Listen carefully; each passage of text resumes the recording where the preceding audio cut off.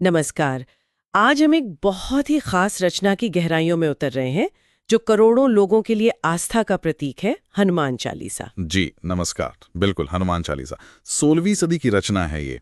हाँ, और आज हम इसी पर बात करेंगे। ये कैसे बनी, इसकी बनावट क्या है, और शायद ये समझने की कोशिश करेंगे कि ये आज भी इतनी अहम क्यों है। सही कहा, ये सिर्फ आप देखें तो एक प्रार्थना पर नहीं है।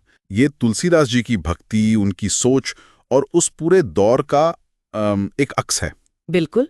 और यही देखना दिलचस्प होगा कि 16वीं सदी की ये पंक्तियां आज भी लोगों को इतनी ताकत कैसे देती हैं, उनसे इतना जुड़ाव कैसे महसूस कराती हैं। हाँ, तो कहाँ से शुरू करें? तुलसीदास जी से? हाँ, वहीं से करते हैं। तुलसीदास जी और वो समय जब ये लिखी गई, उसके बारे में कुछ बताइए। देखिए, तुलसीदास जी तो 16वीं सदी के बहुत माने हुए संत कवि थे। राम जी के अनन्य भक्त। रामचरितमानस वाले तुलसीदास जी। वही। और वो दौर था भक्ति आंदोलन का। मतलब लोग धर्म के बाहरी आडंबरों से हटकर सीधे भगवान से जुड़ना चाह रहे थे, दिल से। अच्छा, तो ये चालीसा उसी लहर का हिस्सा थी। बिल्कुल। एक तरह से भक्ति को आम आदमी तक उनकी अपनी भाषा अवधी में पहुंचाने की कोशिश थी। अवधि, हाँ, जो उस वक्त लोग बोलते समझते जी। थे। तो ये सिर्फ एक साहित्यिक रचना नहीं है, ये उस आंदोलन का, उस सोच का हिस्सा थी। और इसी वजह से शायद इसकी बनावट भी इतनी खास है। ये जो ढांचा है, दोहे, फिर 40 चौपाइयां, फिर दोहे। हाँ, ये बनावट बहुत सोची समझी लगती है। शुरू में 2 दोहे, फिर 40 चौपाइयां और अंत में फिर 2 दोहे। 40 चौपाइयों की वजह से ही शायद चालीसा नाम पड़ा। हाँ, लगता तो यही है। और भाषा देखिए, कितनी सरल, कितनी मीठी अवधि, और लय ऐसी कि आसानी से याद हो जाए, गुनगुनाने में अच्छी लगे। सही का, बच्चों को भी याद हो जाती है। बिल्कुल। और शब्दों से जैसे तस्वीरें खींचती हों तुलसीदास जी ने।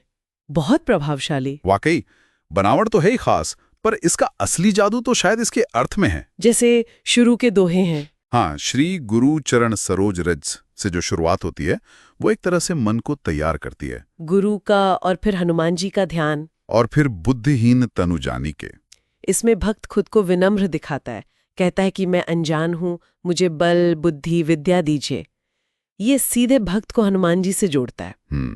यानी शुरुआत ही समर्पण से। फिर चौपाइयों में क्या आता है? हनुमान जी के गुणों का बखान। बिल्कुल।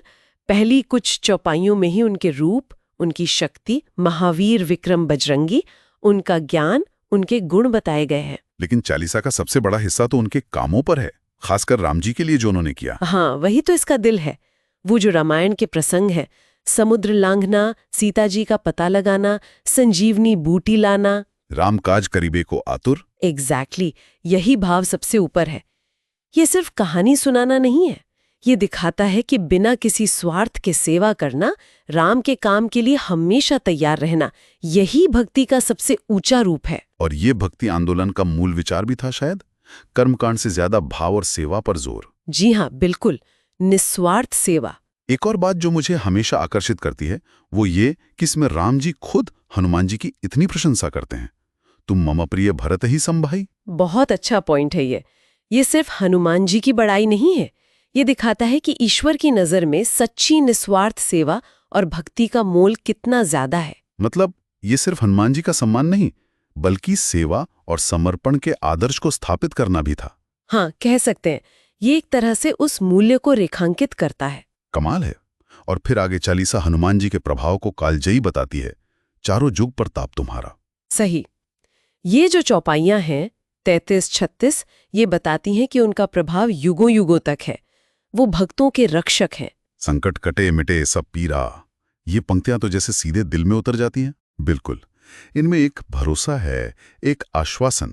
और देखिए, हनुमान जी का चरित्र ही ऐसा गढ़ा गया है, बलशाली, निडर, बुद्धिमान, कि उनका ध्यान करने भर से एक मनोवैज्ञानिक शक्ति मिलती है। हाँ, ये सिर्फ धार्मिक आस्था का सवाल नहीं, ये एक तरह का मेंटल सपोर्ट भी है। सही कहा।